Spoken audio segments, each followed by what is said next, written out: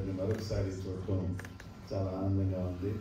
శ్యామ్ గారు, టీనా గారు చాలా అద్భుతమైనటువంటి వాళ్ళ ప్రయాస. ఉదయం నుంచి వాళ్ళ పరుగు ఖాళీ లేదు. అక్కడి నుంచి 2 hours జర్నీ, 2 hours జర్నీ, అక్కడ మార్నింగ్ చర్చ్, తర్వాత ఇక్కడ మీ అందరితో మాట్లాడటం. లాస్ట్ టైం నేను చూశాను ఆయనతో పాటు. చర్చ్ అయిపోయిన తర్వాత విజిటింగ్ కూడా తీసుకుని వెళ్ళారు. చాలా గ్రేట్ అండ్ గ్రేట్ జీలు ఉన్నటువంటి ఫ్యామిలీ నుంచి వచ్చారు. టీనా గారి కోసం ఇప్పుడే విన్నాను. పిఎం సామ్యుల్ గారి యొక్క మనవరాలు ఆ ఫ్యామిలీ నుంచి. మన ఆంధ్ర రాష్ట్రంలో మొట్టమొదట ట్రెడిషనల్ చర్చెస్ ఉండేవి. సిఎస్ఐ, బ్యాప్టిస్ట్, లూథరన్ అవి ఎస్టాబ్లిష్ అయినాయి 70s, 80sలో. అయితే ఒక రివైవల్ అన్నటువంటిది, మాస్ గాస్పలింగ్ అన్నటువంటిది, పెంటెకోస్టల్ అన్నటువంటిది వచ్చినప్పుడే జరిగింది. ఆ పెంటెకోస్ట్ అన్నటువంటి అనుభవాన్ని తీసుకొచ్చింది పిఎం సామ్యుల్ గారు.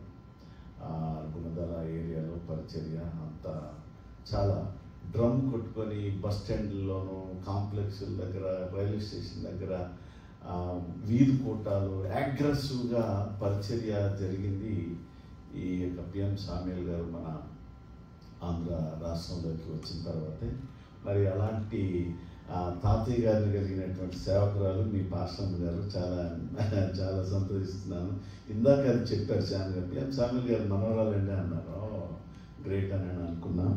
శ్యామ్ గారు కూడా చాలా అనేక మంది సేవలు వారు ఇండియాలో మాలాంటి పరిచర్యల్ని ప్రోత్సహిస్తారు. ఇది సమస్య ఉందండి అని అంటే తప్పించుకునే నైజం కాదు. నేను చేయకపోతే దేవుడు లెక్కడుతాడేమన్న నైజం అయింది. సో ఆయన చాలాసార్లు నేను ఏదైనా ముఖ్యమైన ప్రోగ్రామ్ చేస్తున్నప్పుడు వారు పర్సనల్గా మినిస్ట్రీ తరఫున, చర్చ్ తరఫున వారు హెల్ప్ చేస్తున్నారు. అందుని బట్టి ప్రభుని స్తుతిస్తూ ఉంటున్నాను. ప్రభు యొక్క పరిచర్యని ప్రేమించడం అంటే అది అందరికీ రాదు. సో కాబట్టి మనం దేవుడు ఏమన్నాడంటే మీరు లోకానికి ఉప్పు అయి ఉన్నారు. ఉప్పు మనం మన భార్యకి భర్తకు ఉప్పుగా ఉంటాం, మంచి ఉప్పుగా, పిల్లలకి మంచి ఉప్పుగానే ఉంటాం. అసలు దేవుడు ఏమన్నా అందుకే మన డైలాగ్లో ఆయన తెలుసు, చాలా ఉప్పుగా ఉన్నాను, బెస్ట్ ఉప్పుగా ఉన్నానండి మా ఇంట్లో. నో మీరు లోకానికి ఉప్పుగా ఉండండి అన్నాడు. అక్కడ టేస్టీగా అక్కడి నుంచి రావాలి మనం అన్నది. సో కాబట్టి అలాంటి అద్భుతమైనటువంటి మనస్సు ఈ పరిచర్యలో సేవకులకు ఉండడం చాలా సంతోషిస్తూ ఉంటున్నాను. నేను ఒక పాట పాడతాను. నేను గతంలో కూడా చెప్పాను, పశువులంటే మా ప్రాణం అని ఒక ఆవిడ అంటుంది, మా పాట అంటే ప్రాణం. సో పాట పాడితేనే ప్రసంగం చేసినట్టు, లేకపోతే చర్చిలో ఆరాధన చేసినట్టు అనిపిస్తుంది. మీరు చక్కగా పాడారు. నేను కూడా పాట పాడతాను. అది నేను రాసిన పాట. నేను అన్యుడిగా ఉన్నప్పుడు ప్రభువుని అంగీకరించి ఒక రోగిగా ఉన్నటువంటి నన్ను దేవుడు స్వస్థపరిచి రక్షించి ఆయన కొరకు నన్ను ఈరోజు గత 24 సంవత్సరాలుగా దేవుని యొక్క పరిచర్యలో వాడుకుంటున్న దేవాది దేవుడు నన్ను తాకిన ఆ క్షణాన్న దేవుడికి నాకు కలిగినటువంటి ఆ సందర్భాన్ని బట్టి ఆ పాట నేను రాశాను. అది నేను స్టూడెంట్గా ఉంటున్నప్పుడు రాసినటువంటిది. ఆ పాట నేను అందులో ఉన్న అర్థాన్ని గ్రహించండి, పాట పాడతాను.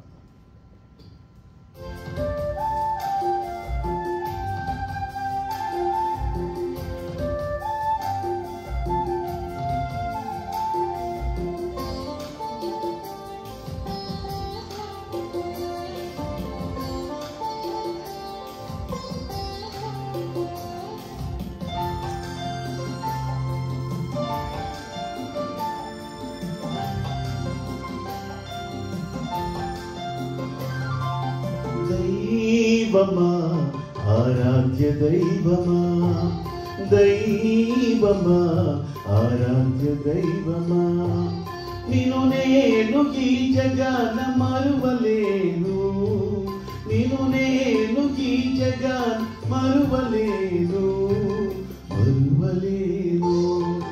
దైవమా, ఆరాధ్య దైవమా, దైవమా, ఆరాధ్య దైవమా.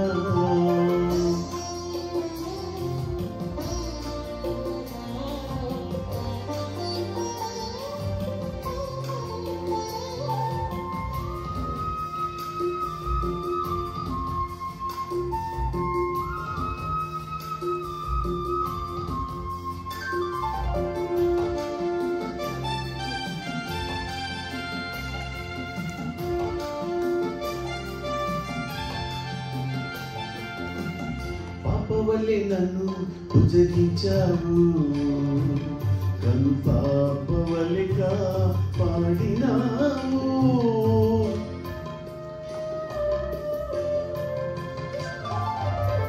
పాపవలె నన్ను భుజగించావు, కను పాపవలె కాపాడినావు. అందుకో నా స్తోత్రము, నా స్తోత్రము, నా స్తోత్రము. దైవమా, ఆరాధ్య దైవమా, దైవమా, ఆరాధ్య దైవమా.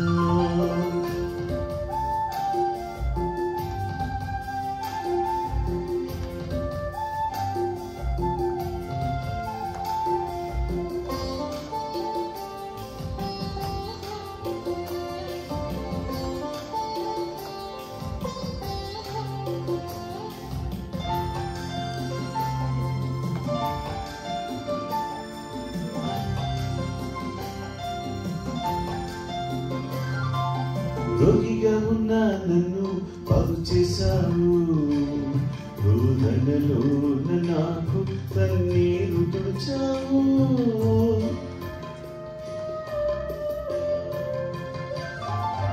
రోగిగా ఉన్న నన్ను బాగు చేశావు, రోదనలో నాకు కన్నీరు తుడిచావు. కీర్తితో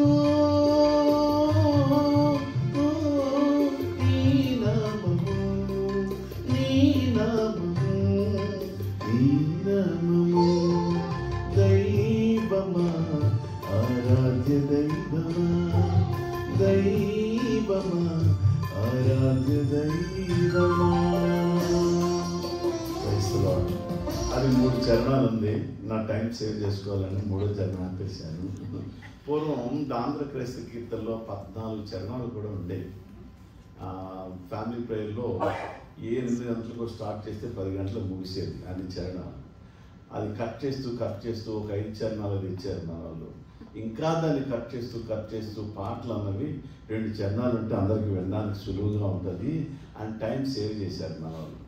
మెల్లగా అలా వెళ్తున్నటువంటి టైంలో ఈలోపు హోసన్నా మినిస్ట్రీస్ వచ్చింది. నేను మళ్ళీ ట్రెండ్ క్రియేట్ చేస్తున్నాను. 3, 4, 5 చరణాలు మళ్ళీ వాళ్ళు స్టార్ట్ చేస్తూనే ఉంటున్నారు. ఏది ఏమైనా పాట మంచిది, పాట అంటేనే మంచిది, పాట అంటేనే మన హృదయం పులకిస్తుంది.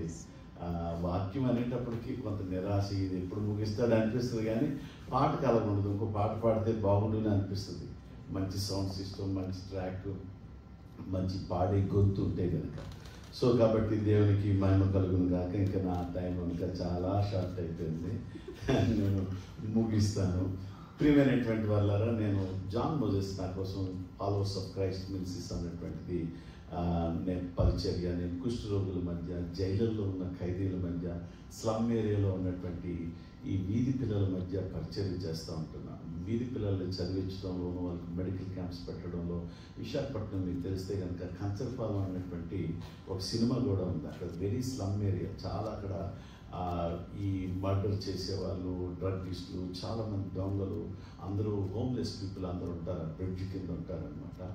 వాళ్ళ దగ్గర రెగ్యులర్ వెళ్ళి వాళ్ళ పిల్లలకి చదువు మీద ఆసక్తి పుట్టించి, ఆట వస్తువులు ఇచ్చి, పుస్తకాలు ఇచ్చి, మెడికల్ క్యాంపులు పెట్టి వారిని ప్రభువులోకి నడిపిస్తూ ఉంటున్నాను. జైళ్ళలో ఉన్న ఖైదీల మధ్య పరిచర్య 2005 నుంచి నేను పరిచర్య చేస్తున్నాను. ఒక పోలీసు తన 2 పిల్లల్ని చంపేసి తాను ఆత్మహత్య చేసుకోవాలన్న సమయంలో లాడ్జ్లో ఆయన పట్టబడ్డాడు. ఆయన ప్రకాష్, ఆయన జైల్లో ఉన్నాడు. నేను అప్పుడు ఫస్ట్ టైం నేను August 15th జైలుకి వెళ్ళాను. ఆయన అక్కడ ఉంటున్నప్పుడు గడ్డాలే పెంచుకొని ఉన్నాడు పోలీస్ ఆయన. అయితే ఆయన కోసం ప్రార్థన చేయమన్నాడు. ప్రార్థన చేశాను, ఏడ్చాడు. నా కుటుంబం పోయింది, నా భార్య చనిపోయింది, నా పిల్లలిద్దరిని చంపేసుకున్నాను, నేను కూడా చచ్చిపోవాలనుకుంటున్నాను. పడుకుంటే డాడీ మమ్మల్ని మోసం చేశారు, నువ్వు వచ్చేస్తాను అన్నావు కదా అని వాళ్ళ పిల్లల స్వరాలు వినబడుతున్నాయని అని అంటున్నాడు. వాక్యంతో కౌన్సిల్ చేసినప్పుడు ఆయన చాలా అద్భుతమైనటువంటి రెస్పాండ్ అయ్యాడు. ప్రార్థన చేయడం, బైబిల్ చదవడం ప్రారంభిస్తాను. ఆయన కులానికి యాదవులు. ఆయన చాలా ఆయన రిలీజ్ అయితే బయటకు రావడం కోసం అని ఆయన ప్రయత్నం చేస్తున్నాడు. ఆయన బయటకు వస్తే అంతకుముందు కూడా ఆయన ఆత్మహత్య చేసుకోవడానికి 3 సార్లు అటెంప్ట్ చేసుకున్నారు. జడ్జి గారికి తెలుసు, అందుకోసం ఆయన వదలట్లేదు. సో ఈయన మారాడు, బైబిల్ చదువుతున్నాడు, ఉపవాసం కూడా ఉంటున్నాడు అని బెయిల్ దొరికింది. బెయిల్ దొరికిన వెంటనే ఆయన మా చర్చ్కి వచ్చాడు. ఉపవాస ప్రార్థన జరుగుతున్నప్పుడు నేను ఆయన్ని ఆదరించి మా పిల్లలతో ఆడించి మా ఇంట్లో తీసుకొని వెళ్ళి ఫ్యామిలీ మెంబర్గా వచ్చాము. అయితే ఆయన ఆ మరుసటి రోజు నేను ఒక చర్చ్ కడుతున్నాను, ఒక బ్రాంచ్ చర్చ్ కొరలం అనే ప్రాంతంలో. అక్కడికి వెళ్తున్నాను, నువ్వు మనుషులు ఎవరితో ఉండొద్దు, దేవుడితో ఉండు, వీలైతే నువ్వు ఫ్రీగా ఉంటే నాతో పాటు వచ్చే అంటే అలాగే వస్తానన్నాడు. వెళ్ళాడు. ఆ రోజు రాత్రి ఆయన వెళ్తున్నప్పుడు అందరూ కూడా ఈడేంగా కొడుకులు చంపేశాడు అని చెప్పి నన్ను కూనికోరుడుగా చూస్తున్నారు. ఆ సమయంలో ఆయన తట్టుకోలేక ఆ రాత్రి మా జిల్లా ఎస్పీకి ఒక ఉత్తరం, నాకు ఒక ఉత్తరం రాసి, పాస్టర్ గారు మీ పరిచర్య అర్థమైపోయిందని బాధపడద్దు, నేను వెళ్ళిపోతున్నాను, ప్రభు దగ్గరికి వెళ్ళిపోతున్నాను అని చెప్పి ఆయన ఒక పోస్ట్ కార్డు రాశాడు, పోస్ట్ చేశాడు. ఆయన చనిపోయిన మరుసటి రోజుకి నాకు వచ్చింది. అయితే ఆయన ఏం రాశాడంటే, నాలాంటి ఖైదీలు చాలామందిని మీరు ఆదరించాలండి, ఎంతో బాధతో ఉంటాం, దుఃఖంతో ఉంటాం, వాళ్ళని ఓదార్చాలని చెప్పి ఉత్తరంలో రాశాడు.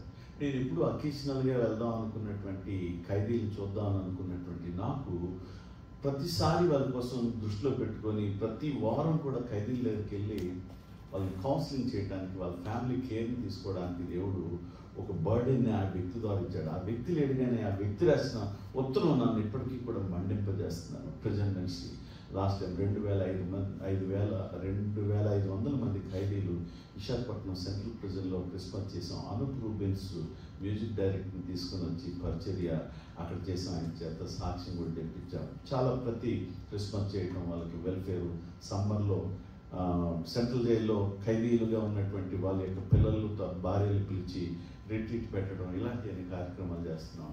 సువార్త పరిచర్య, కరపత్రిక పరిచర్య, బైబిల్ స్కూల్, ఇలా ఎన్నో. కాబట్టి ఇవన్నీ చెప్తే నా టైం అయిపోయింది అప్పుడే. సో కాబట్టి నేను దాన్ని ముగిస్తున్నాను. జాన్ మోజెస్ దుస్సి అని యూట్యూబ్లో కొట్టిన నా పాటలు, మాటలు, సాక్ష్యం, నేను చేస్తున్న పరిచర్య. ఫేస్బుక్లో జాన్ మోజెస్ దుస్సి అని కొట్టినా కూడా నేను చేస్తున్న పరిచర్య, ఎవరెవరి మధ్య దగ్గరికి వెళ్తున్నాను, ఎక్కడికెక్కడ వెళ్తున్నాను అన్న విషయాలన్నీ కూడా చెప్తాం. 2,000 మందికి కోవిడ్ టైంలో పాస్టర్స్ని జిల్లా అంతా తిరిగి పాస్టర్లకి న్యూట్రిషన్ ఫుడ్ మెటీరియల్ ఇవ్వడానికి వెళ్ళాము. ఆ టైంలో మన శామ్ గారు కూడా దాన్ని సపోర్ట్ చేశారు. పాస్టర్ అందరితో కూడా ఒకసారి జూమ్లో కూడా మాట్లాడారు. ప్రార్థనోదయం నేను ప్రారంభించాం. ఈ రోజుకి ఇండియా టైంలో 1,200 రోజుల నుంచి జరుగుతుంది. అది సేవకుల్ని రివైవల్ చేయాలా, వారిని ప్రభు కోసం నిలబెట్టాలా, సేవకుల్ని తయారు చేయాలా, బైబిల్ స్కూల్ పెట్టడం, ఇలాంటి దేవుని యొక్క రాజ్యం కట్టాలనేటువంటి గొప్ప ఆశతో నేను దేవుని పరిచర్యలు ఉన్నాను. పూర్వము ఇందుడుగా ఉన్నాను. తర్వాత ప్రభు నమ్ముకున్న తర్వాత కూడా లోకంలోకి వెళ్ళాను, విప్లవాల్లో తిరిగాను, గద్దర్తో పాటలు పాడాను, కత్తి పద్మరావుతో స్టేట్ అంతా తిరిగాను. ఎంతో అగ్రెసివ్గా ఉన్నటువంటి నన్ను దేవుడు మళ్ళా నక్సలిజంలోకి వెళ్ళిపోతాను అనుకున్నటువంటి వ్యక్తిని మళ్ళించి తన వైపు ఆకర్షించి ఆయన పరిచర్య అదే అగ్రెసివ్గా చేయడానికి దేవుడు సహాయం చేశాడు. ఎందుకంటే ఆయన నన్ను పిలిచినప్పుడు అది స్పష్టంగా ఇప్పటికీ కూడా నా కళ్ళ ముందు కనబడుతుంది. నేను ఆ దర్శనాన్ని, ఆ స్వరాన్ని మరొకసారి చేస్తున్నప్పుడు మళ్ళీ నేను రెడీ అయిపోతాను అనుకుంటాను. మళ్ళీ కొత్త ఉత్సాహంతో దేవుని పరిచర్య చేస్తూ ఉంటుంటాను. నా కోసం నాకు చక్కటి భార్య, 2 పిల్లలు ఉన్నారు. వాళ్ళు కూడా పరిచర్యలో ఉన్నారు. మంచి మ్యూజిషియన్స్, పాటలు రాస్తారు, యూత్ మధ్య పరిచర్య చేస్తారు. గీతం యూనివర్సిటీలో చదువుతున్నారు పిల్లలు, మా పిల్లలు.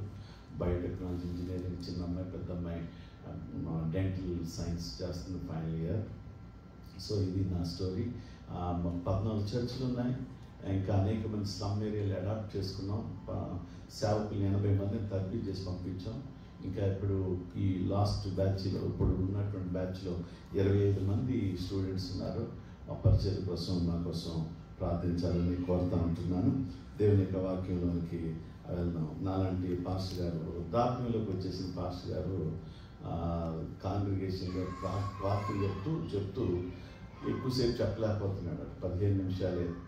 అప్పుడు సంఘం అంతా కూడా, పాస్టర్ గారు ఏంటంటే ప్రాబ్లం అంటే, పాస్టర్ గారు అంతా ఏమిటి, నేను మాట్లాడాలనుకుంటున్నాను కానీ నాకు పళ్ళు సహకరించట్లేదండి, అన్నీ ఊడిపోయాయి, అవన్నీ గ్యాప్లు రావడం వల్ల సరిగ్గా మాట్లాడలేదంటే. అయ్యో మీరు 15 నిమిషాలు చెప్తే ఎట్లాగండి, కనీసం ఒక అరగంట 45 నిమిషాలని చెప్పాలా, మాకు తృప్తిగా ఉంటుందని అని అన్నారు. సో సరే మేము డెంటిస్ట్ దగ్గర తీసుకెళ్తాం, ఆ ఖర్చంతా మేము భరిస్తామని ఆ సంఘ పెద్దలు డాక్టర్ దగ్గర తీసుకుని వెళ్ళారు. ఆయన పళ్ళు సెట్ వేశారు. అక్కడి నుంచి వచ్చిన తర్వాత ఆయన ప్రసంగం స్టార్ట్ చేశారు.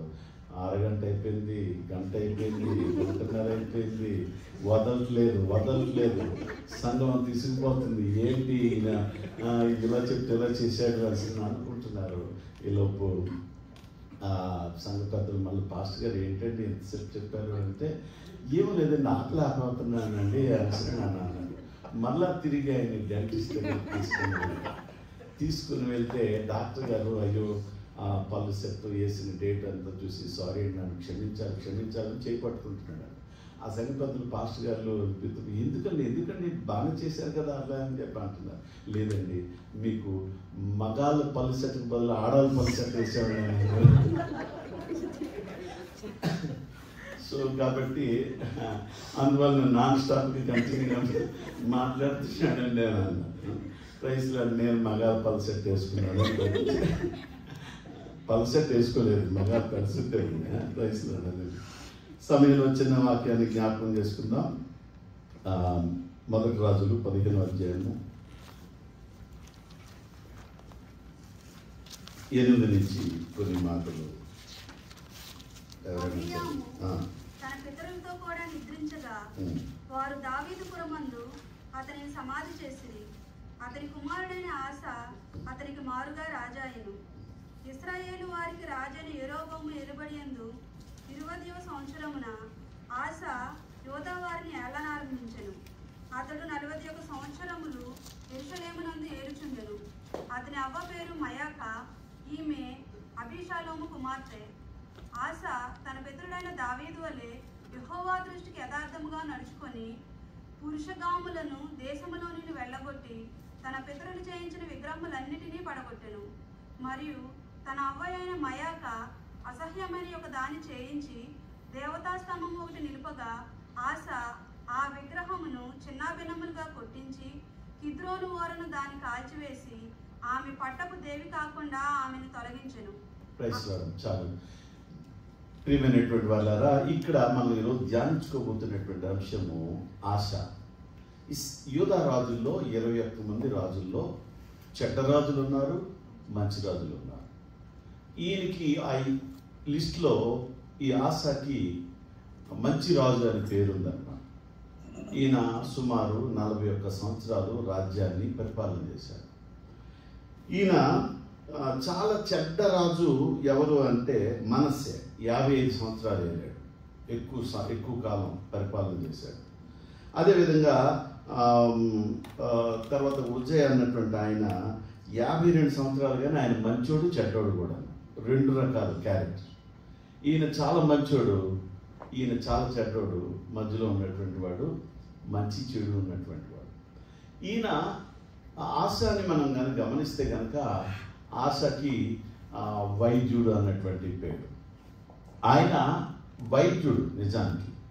ఈ విధమైనటువంటి రీతిలో ఉన్నటువంటి ఆశ తాను చేసినటువంటి సంస్కరణలు చాలా గొప్పవి. తనకంటే ముందున్నటువంటి రాజులు, తన తండ్రి తన తాత అతి చెడ్డగా ప్రజల్ని పరిపాలన చేశారు.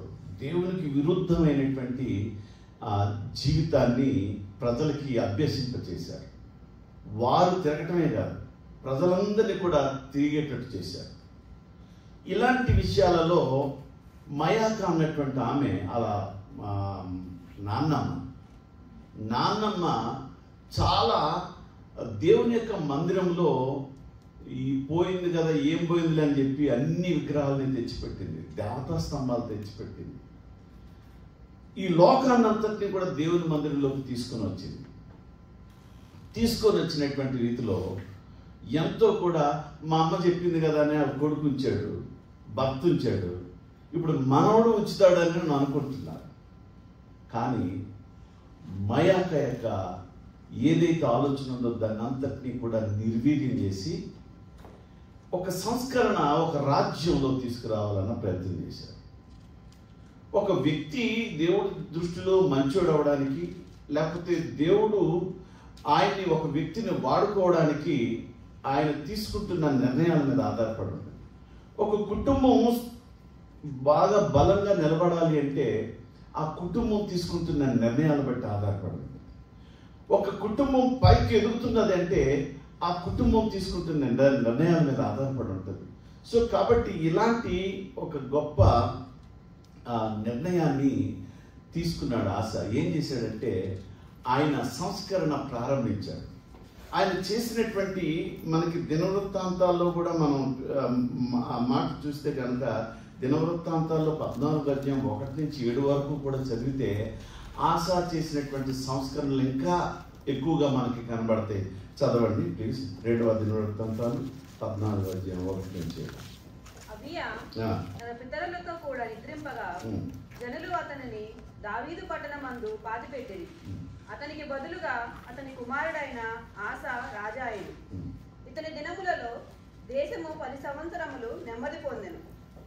ఆసా తన దేవుడైన యెహోవా దృష్టికి అనుకూలముగాను యథార్థముగాను నడిచిన వాడై అన్యదేవతల బలిపీఠములను పడగొట్టి ఉన్నతాస్థలములను పాడు చేసి ప్రతిమలను పగులగొట్టి దేవతాస్తంభములను కొట్టివేయించి వారి పితరుల దేవుడైన యెహోవాను ఆశ్రయించుటకును ధర్మశాస్త్రమును బట్టియు విధిని బట్టియు క్రియలు జరిగించుటకును యూదా వారికి ఆజ్ఞాపించి ఉన్నత స్థలములను సూర్య దేవతా స్తంభములను యూదా వారి పట్టణములన్నిటిలో నుండి తీసివేసెను. అతని ఏలుబడి యందు రాజ్యము నెమ్మదిగా ఉండెను.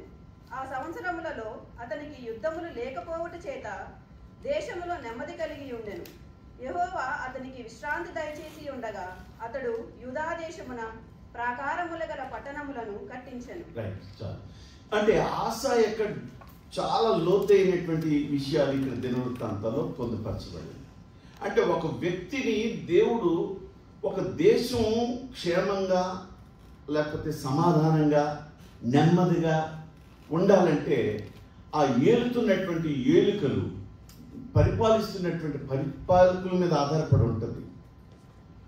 రాజు ఎంత దేవునికి అనుకూలంగా ఉంటాడో రాజ్యంలో ఉన్నటువంటి ప్రజలు అంతా సౌభాగ్యంగా ఆనందంగా ఉంటారు. ఈయన చేసినటువంటి సంస్కరణలు ఏంటంటే దేవునికి మొట్టమొదట అనుకూలంగా ఉన్నాడు. ఆశ చేసినటువంటి మొట్టమొదటి పని ఏంటంటే తను తాను సంస్కరించుకున్నాడు. ఇందాక బ్రదర్ చెప్పారు కదా, హృదయము అన్నటువంటి నన్ను నేను ముందు సరి చేసుకొని నేను ఇతరులకు చెప్పడానికి ప్రయత్నించాను. ఇలానే ఆశ ఏం చేశాడంటే తన పరిపాలనలో మొట్టమొదట తను తాను సంస్కరించుకున్నాడు. మనం ఇతరులకి చెప్పాలి వచ్చేటప్పుడు మొట్టమొదట మనకు మనం పాఠం నేర్పించుకోవాలి. అలా చేయలేకపోతే కనుక గులివిందుకున్నటువంటి ఆ యొక్క సామెత మనకే ఉంటుంది. సో కాబట్టి మన జీవితాలలో దేవునికి అనుకూలమైనటువంటి రీతిలో మనం ఉండాలి. మనం భర్తకు అనుకూలంగా ఉండాలని ప్రయత్నం చేస్తాం, భార్యకి అనుకూలంగా ఉండాలని ప్రయత్నం చేస్తారు, మన టీచర్కి అనుకూలంగా ఉండాలని ప్రయత్నం చేస్తారు, అధికారులకు అనుకూలంగా ఉండాలి అని మనం ప్రయత్నం చేస్తాం. కానీ మనం చేయాల్సినటువంటి అనుకూలత ఎవరికి ఉండాలంటే దేవుడికి. ఈరోజు నేను దేవునికి అనుకూలంగా ఉన్నానా, దేవునికి దేవుని యొక్క వాక్యానికి భిన్నంగా నేను నడుచుకుంటున్నానా అన్న పరీక్ష మనం చేసుకోవాలి. అనుకూలత దేవునికి అనుకూలమైన రీతిలో ప్రవర్తించడానికి నాకు నేర్పించండి ప్రభు అంటాడు దావీదు. నీకు అనుకూలంగా ఉండడానికి దేవా నన్ను పరిశీలించు, నన్ను పరిశోధించు, నీకు ఆయాస్కరమైనది ఏదైనా ఉంటే కనుక నాలోంచి తీసివేసేయి. ఈ విధమైనటువంటి తను తాను ఆయన సంస్కరించుకోవడం అన్నది దావీదులో మనం చూస్తాం. నా ప్రాణమా యెహోవాను సన్నతించు, నా అంతరంగంలో ఉన్న సమస్తమా ఆయన పరిశుద్ధ నామమును సన్నతించుము. ఆయన చేసిన ఉపకారంలో దేనిని అంటే ఆయన ఆరాధన నేర్పించడం ఇతరులకు కాదు, కానీ తనకు తానే ఆరాధన, తన ప్రాణాత్మ శరీరములకు దేవుణ్ణి మహిమపరచడం ఎట్లాగో ఆయన నేర్పిస్తూ ఉంటున్నాడు. అంటే ఆశ దేశం తాను క్షేమంగా ఉండడం కాదు, దేశంలో ఉన్న ప్రజలందరి యొక్క క్షేమం కోసం ఆయన తీసుకుంటున్న నిర్ణయాలు ఉన్నాయని అర్థమవుతూ ఉంటుంది. రెండోది అనుకూలంగా ఉన్నాడు. రెండోది ఏంటంటే యథార్థంగా ఉంటున్నాడు. యథార్థత అన్నటువంటిది చాలా మన జీవితాల్లో చాలా అవసరం. నమ్మకంగా ఉండడం, భర్తకి భార్య నమ్మకంగా ఉండడం, భార్యకి భర్త నమ్మకంగా ఉండడం, ఈ విధమైనటువంటి రీతిలో నమ్మకంగా ఉండడం, నమ్మకత్వంగా ఉండడం అన్నది చాలా అవసరం. సో ఇక్కడ దేవునికి ఆయన యథార్థంగా ఉండడం, ఆయన దేవునికి ఉన్నది ఉన్నట్టు తన జీవితాన్ని, హృదయాన్ని ఆయన దగ్గర కుమ్మరిస్తూ ఉంటున్నాడు, యథార్థంగా నడుచుకోవడం. కీర్తన 15లో యెహోవా నీ పరిశుద్ధ పర్వతం మీద ఎక్కదగినటువంటి వాడు, నివసింపదగినటువంటి వాడు ఎవడు అంటే క్రిందన ఆన్సర్ ఆయన చెప్తాడు. యథార్థమైన ప్రవర్తన కలిగి నీతిని అనుసరించుచు హృదయపూర్వకముగా నిజము పలుకువాడు. అంటే ఎంత యథార్థత అన్నటువంటిది ఎక్కడికి మనల్ని ఎలా లీడ్ చేస్తుంది అంటే నీతిగా ఉండడానికి. నీతి, రైచియస్నెస్. దేవుని యొక్క రాజ్యంలోకి ఎంటర్ అవ్వాలంటే మనకి కోడింగ్ ఏంటంటే, మన శరీరంలో మన యొక్క ఆత్మకి కోడింగ్ ఏంటంటే నీతి అన్న కోడింగ్. ఏదైనా కీ ఓపెన్ చేయాలన్నా, రోబోట్ పని చేయాలన్నా దానికి ఎలాగా దానికి ఒక ఉంటుందో, అలానే మనం కూడా పరలోక రాజ్యంలోకి వెళ్ళడానికి నీతి అన్నటువంటి కోడింగ్ చేత మనం కూడా విధవాలి. యథార్థమైన ప్రవర్తన కలిగి నీతిని అనుసరించుచు హృదయపూర్వకంగా నిజము పలుకువాడు. అంటే ఇలాంటి రెండో గొప్ప గుణం ఏంటంటే ఆశాలోను ఆయన యథార్థంగా ఉన్నాడు. మన భక్తి జీవితాల్లో యథార్థత చాలా అవసరము అన్నటువంటి. నేను పరిచర్య చేస్తున్నానని యథార్థంగా కాకుండా ఏదో అబద్ధంగా నేను మీ దగ్గర చెప్పాను అనుకోండి, దేవుడు ఆ పరిచర్యని అక్కడ నొక్కేస్తాడు, ఫుల్ స్టాప్ పెడతాడు, ముందుకు వెళ్ళలేమడిక. యథార్థత లేనటువంటి పరిచర్యలు కానీ, యథార్థత లేనటువంటి కుటుంబ జీవితాలు కానీ ముందుకి సమాధానంగా సంతోషంగా ఉండలేదు. అందుకే ఎంతవరకు యథార్థంగా ఉండగలిగితే అంత మంచిది అని ఆశ అదే చేశాడు. మూడవది ఏంటంటే అసహ్యమైనటువంటివి తొలగించాడు. అసహ్యమైనటువంటివి, దేవుడికి విరుద్ధమైనటువంటివి విగ్రహములు.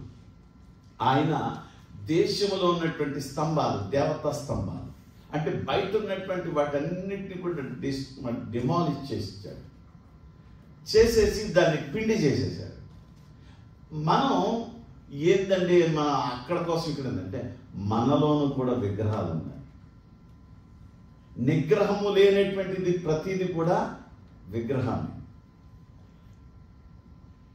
మనకి అబ్రహామును చూస్తున్నప్పుడు అబ్రహాముకు ఒక విగ్రహం ఏంటంటే కొడుకే.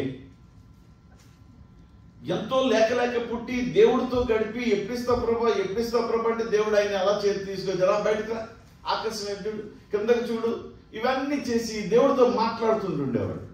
ఇప్పుడు ఆ మాట ఉలుకు పలుకు లేదు దేవుడితోటి. ఎవరితో మాట్లాడుతున్నాడు ఇప్పుడు అబ్రహాము? కొడుకుతో మాట్లాడుతున్నాడు. కొడుకే దేవుడు అయిపోయాడు. దేవుడి కంటే దేనిని మనం ఎక్కువగా ప్రేమించకూడదు. సో అబ్రహాముని దేవుడు అన్నాడు, నీ ఏకైక కుమారుని నాకు దహన బలిగా ఇవ్వగలవా? అప్పుడు ఆయనలో విగ్రహం బయటపడింది. ఏది దేవుడి కంటే ఎక్కువగా నన్ను రూల్ చేస్తుందో అది అర్థమైంది ఆయనకి. వెంటనే ఆయన ఇస్తాను ప్రభా అని మొరియా పర్వతం మీద తీసుకుని వెళ్ళి ఇస్సాకు మీద బలి ఇవ్వడానికి కత్తి కూడా ఎత్తాడు. సో కాబట్టి దేవుడు ఆయనకు ఉన్నటువంటి ఆ డెడికేషన్, ఆ విగ్రహం తొలగిపోయింది. అప్పటి నుంచి అబ్రహాముగా మారాడు. తన జీవితంలో దేవుడి యొక్క వాగ్దానాలు నెరవేరటానికి కారణమైనటువంటి పరిస్థితి అక్కడ వచ్చినట్లు మనం చూస్తూ ఉంటున్నాం. అదేవిధంగా ఆయన చేసినటువంటి దానిలో సంస్కరణలో ఆయన చేసినటువంటివి ఉన్నాయి. ఈ మధ్య మన క్రైస్తవ్యం పంతులు గారు ముహూర్తం పెడతారు, పాస్టర్ గారు పెళ్లి చేస్తారు. లోకం ఎక్కడికి వచ్చేసింది? మొన్న పేరెంటాలు అంటారు, మిగతా లోకంలో అయితే ఏమంటారు? పేరెంటాలు. అలాంటి అజమాయిషి అలా కాదు ఇలా పెట్టాలి అని అంటుంటుంటారు అనమాట. పెద్దవాళ్ళు పేరెంటాలు అంటారు. అలా చెప్పేవాళ్ళు, అలా వాయిస్ ఎక్కువ చేసిన వాళ్ళు అందరినీ పేరెంటాలు అంటారు. ఈ పేరెంటాలు అందరూ కలిపి ఒక పెళ్లి చేస్తున్నారు, క్రిస్టియన్ పెళ్లి. అదేంటంటే హిందువుల్లోనూ కూడా ధాన్యాన్ని దంచి పాట పాడతారు. అదేసేసి ధాన్యం వేసి ఆ రోకల్లో వేసి దంచుతున్నారు తేరంటారు క్రైస్తవుకి వెళ్ళి. పరిశుద్ధ పరిశుద్ధ పరిశుద్ధ ప్రభువా. సంస్కరణ జరుగుతుందా? లోకాన్ని లోపలికి తెస్తున్నారా?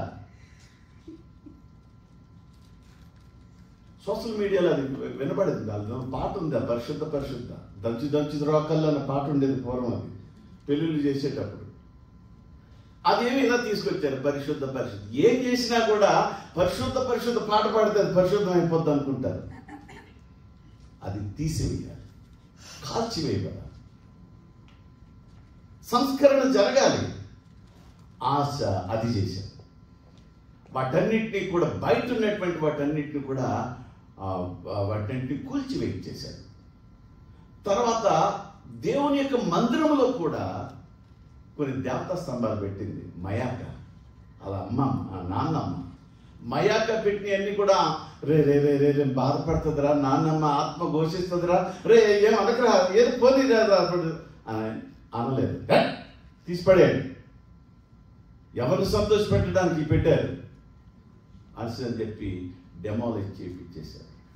మనకి కొన్ని సెంటిమెంట్ తోటి కొన్ని ఆచారాలకి దిగాల్సి వస్తుంది. మనల్ని ట్రాప్ చేయబడతాం సాతాను చేత. నెమ్మది, సమాధానము, సంతోషము, యుద్ధం లేనటువంటి స్థితి, ఇవన్నీ ఉండాలంటే ఈ సంస్కరణ జరగాలి. ఈయన అదే చేస్తూ ఉంటున్నాడు. తర్వాత ఆయన చేసినటువంటి దానిలో ఇప్పుడు ఆయన ధర్మశాస్త్రాన్ని బయటకు తీశాడు. ధర్మశాస్త్రం అంటే మొట్టమొదట బయట లోపల ఉన్నటువంటి అన్ని కూడా క్లీన్ చేశాడు. ఇప్పుడు దేవుని యొక్క వాక్యాన్ని తెచ్చాడు. ఈ యొక్క విగ్రహాలు ఇవన్నీ కూడా ఉంటూ దేవుని యొక్క వాక్యం తీసుకురావడం వల్ల ఏ ప్రయోజనం లేదు. చాలా మంది ఇది పట్టుకుంటే దెయ్యాలు పోతాయని, ఇది తల కింద పెట్టుకుంటే కళలు దెయ్యాల కళలు రావని చెప్పి ఇది పట్టుకొని తిరుగుతూ ఉంటుంటారు. దాని యొక్క శక్తిని ఆచరించాలి. సో ప్రియమైనటువంటి వాళ్ళారా, ఈరోజు సంస్కరణ అన్నటువంటిది ఆశ చేసినటువంటి దానిలో చాలా గొప్ప మార్పు. ధర్మశాస్త్రాన్ని తోరా అన్నటువంటి దానిలో ఆయన 613 ఆజ్ఞలు ఉన్నాయి. 613. ఈ 613ని యేసుప్రభు 2 కింద మార్చేశాడు. నీ దేవుణ్ణి ప్రేమించు, నిన్ను వలె నీ పొరుగువారిని ప్రేమించు. సో కాబట్టి ఇవి ఏవైతే అవన్నీ వాటన్నిటినీ కూడా దేవుడు క్రోడీకరించి అట్లా చేశాడు. ఈ ధర్మశాస్త్రాన్ని అనుసరించి రాజ్య పరిపాలన చేయాలని, వాక్యాన్ని అనుసరించి నా కుటుంబం నడపాలి. మీరు ఎవరిని సేవించినా సేవించండి, నేను నా ఇంటి వారును యెహోవానే సేవిస్తాం. సంస్కరించబడినటువంటి కుటుంబం అది. ఎక్కడైతే ఆ విధమైనటువంటి దేవునికి అవకాశం, దేవునికి ఆరాధనకు అవకాశం, వాక్యానికి అవకాశం, వాక్యానుసరమైన జీవితానికి అవకాశం ఏ హృదయం, ఏ గృహము ఇస్తుందో ఆ గృహములో దేవాది దేవుడు సమాధానం ఇస్తాడు, సమృద్ధిని ఇస్తాడు, ఆశీర్వాదాన్ని ఇస్తాడు. సో అలాంటి గొప్ప మార్పు ఆయన చేపించినట్లు మనకి కనబడతా ఉంటుంది. ఆయన చేసినటువంటి దానిలో ఆయన ఇంకొకటి ఏం చేశాడంటే, ఇందాక మనం మొదటి రోజులో చదువుకున్నాం కదా, 15వ అధ్యాయము 8 నుంచి మనం చూస్తే అక్కడక అనాది కాలం నుండి సొదొమ గొమొర్రా దగ్గర నుంచి ఆది కాండం 6వ అధ్యాయం నుంచి కూడా ఒక భయంకరమైన దేవునికి విరుద్ధమైనటువంటి పాపము ఏలుబడి చేస్తుంది. అది ప్రపంచాన్ని చుట్టేసింది ఇప్పటికీ కూడా, ముఖ్యంగా ఈ స్టేట్లో. చూడండి, చదవండి. వాళ్ళు పురుషగాములను దేశములో నుండి వెళ్ళగొట్టేశారు. అంటే ఈ ఒక దేశానికి పట్టినటువంటి దుర్గతికి కారణమైనటువంటి దేవుడు అసహించుకున్నటువంటిది అన్ని సంస్కరించడంలో విగ్రహాలు చేసేసాడు కానీ దాన్ని పాపాన్ని ప్రాక్టీస్ చేసి అనేక మందిని ఆ పాపంలోకి నడిపిస్తున్నటువంటి ఈ పురుషగాములు, అంటే పురుషుడు పెళ్లి, స్త్రీలు పెళ్లి ఏవైతున్నాయో వాటన్నిటిని కూడా ఆయన వెళ్ళగొట్టేశాడు. అంటే మనలో నుండి ప్రభా నీకు ఆయాస్కరమైనది ఏదంటే నాలో నుండి తీసివేసేది, ప్రభా నీకు పని నాలో ఉన్నటువంటి పనికిరాని తీగ దాన్ని నువ్వు పెరికి పారవే, అంటే పెరికి పారవేసేటివి. దాన్ని మన దరిదాపులకు రాకుండా మనం చూసుకోవాలి. అలాంటి దుష్టులు ఆలోచన చొప్పున నడువుక, పాపుల మార్గమున నిలువుక, అపహాసకులు కూర్చుండే చోట కూర్చోక నిన్ను నువ్వు సంస్కరించుకో. ధర్మశాస్త్రంలో ఆనందించు, వాక్యంలో ఆనందించు, ప్రభువులో ఆనందించు, ప్రభుతో ప్రార్థించు. నీ జీవితంలో, ఆత్మీయ జీవితాల్లో దేవాది దేవుడు నిన్ను ఏ విధంగా వాడుకోవాలో, నీకు ఏ వాగ్దానం ఇచ్చాడో, ఏది నెరవేర్చాలో, నిన్ను తలగా ఉంచాలో బట్ ఆయనకి తెలుసు. అవన్నీ నెరవేరాలంటే మనం ఇదన్నీ చేయాలి. ద్వితీయ దేశంలో 28వ అధ్యాయంలోకి వెళ్తే బోల్డ్ ఆశీర్వాదాలు ఉన్నాయి. నీ వ్యాపారం పిడిపిసుకతోటే నువ్వు ఇంట్లోకి వెళ్తే బయటకు వస్తే అన్ని దీవెనలే. కానీ మొట్టమొదటే చెప్పాడు, నీవు ఈ ఆజ్ఞలన్నీ అనుసరించి కట్టడలను విధులను అనుసరించి నడుచుకుని ఎడల ఈ దీవెనలన్నీ నీ మీదకి వచ్చి నీకు అంటే కండిషన్స్ ఉన్నాయి. సో కాబట్టి దేవుడి యొక్క ఆశీర్వాదం పొందుకోవాలంటే తప్పనిసరిగా మనం చేయాలి, అవలంబించి సంస్కరించుకోబడాలి. మన జీవితాల్లో నేను గ్రేట్ పరిశుద్ధుని అని చెప్పను, కానీ నేను సంస్కరించబడుతూనే ఉంటుంటాను. ఒక్కోసారి ఆలోచనలు, తలంపులు ద్వారా కూడా ఒక మనిషి దేవునికి విరుద్ధమైన విగ్రహం మనం ఆలోచనలోకి వస్తుంది. ఇందాక బ్రదర్ చెప్పారు కదా, ఆయన తప్పు చేయకుండా ఆలోచనే పాపం. అలాంటి వాటన్నిటినీ కూడా సంస్కరించుకోబడితే ఆశ 41 సంవత్సరాలు నెమ్మదితో, సమాధానంతో ఉంది. ఆయన చేసి 38 సంవత్సరాలు దేవునికి అనుకూలంగా ఉన్నాడు. తర్వాత 3 సంవత్సరాలు కొద్దిగా వెనక్కి జారాడు. ఈయన కూడా ఒక్క దగ్గర ఆయన దాన్ని పడగొట్టలేకపోయాడు, దాన్ని ముంచాడు. దాని మీదకు యుద్ధం వచ్చింది, శత్రువు వచ్చాడు, అసమాధానం వచ్చింది. తర్వాత ఆయన ఇంకొకటి హెల్ప్ తీసుకోవాల్సి వచ్చింది. దేవుని యొక్క ధనాగారంలో డబ్బు తీసుకెళ్ళి ఆ శత్రువుకి ఇచ్చాడు. డబ్బు పోయింది, పరువు పోయింది, రాజ్యం పోయింది. అంత మాత్రమే కాదు, కానీ ఆయన శరీరంలో మరణకరమైన ఒక రోగం వచ్చి ఆయన్ని ఎండ్ అయిపోయింది లైఫ్. 3 ఏళ్ళే ఆయన 41లో 3 ఏళ్ళు తీసేస్తే ఎంత? 38 ఏళ్ళు దేవుడికి అనుకూలంగా ఉన్నాడు. అందుకే ఆయన గుడ్ అన్నారు. ఆయన డైరెక్ట్గా కొన్ని విషయాలలో ఆయన ఇన్వాల్వ్ కాకపోయినప్పటికీ అది తప్పే, దేవుడి దృష్టిలో తప్పే. ఆయన అన్నీ మనల్ని పరిశీలన చేస్తారు కాబట్టి. సో మన ఆత్మీయ జీవితాల్లో మనకి దేవాది దేవుడు మనకి ఇస్తున్నటువంటి గొప్ప ఈ ఆత్మీయ జీవితం అనేటువంటిది ఈ చివరి దినాల్లో మనం ఉన్నాం. మనకు కలిగిన దాన్ని మనం ఏం చేయాలా? గట్టిగా పట్టుకోవడం కాదు, గట్టిగా పట్టుకోవాలి. అటు రీతిగా ప్రభు కోసం నిలబడదాం. ఈ సాయంకాలం వేళ మనం సంస్కరించుకుందాం, మన కుటుంబాన్ని సంస్కరించుకుందాం, మన సంఘాన్ని సంస్కరిద్దాం, మన సొసైటీని, ఓల్ కంట్రీని సంస్కరిద్దాం. ప్రార్థన చేద్దాం, మోకాల మీద ఉందాం, ఉపవాసం ఉందాం. అలాంటి గొప్ప కార్యాలు చేసి ప్రభు కోసం నిలబడదాం. దేవాది దేవుడు ఈ మాటలను దీవించి మన ఆత్మీయ జీవితాల్లో ఆశీర్వాదంలో నడిపించి ఆశల ఒక గొప్ప స్థితిలోనికి, సమాధానంతో, సమృద్ధితో, దేవాది దేవుని యొక్క దీవులతో మన కుటుంబాల్లో మనం దీవించబడి, ఈ మందిరం దీవించబడి ఆశీర్వదించబడును గాక. ఆమేన్.